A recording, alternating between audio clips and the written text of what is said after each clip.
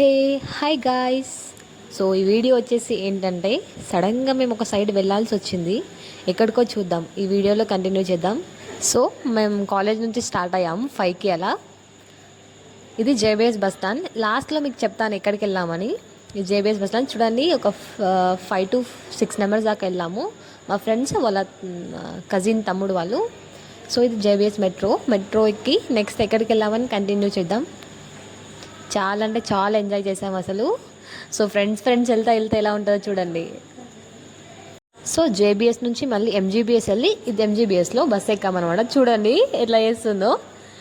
So ఈ బస్సులో వచ్చేసి చాలా జోక్ అయింది. ఏంటంటే కండక్టర్ వచ్చేసి ఆ లగేజ్కి కూడా మీరు పే చేయాలి అంటే అవసరం లేదు, మేము మీద పెట్టుకుంటామని మీద పెట్టుకొని కూర్చున్నారు.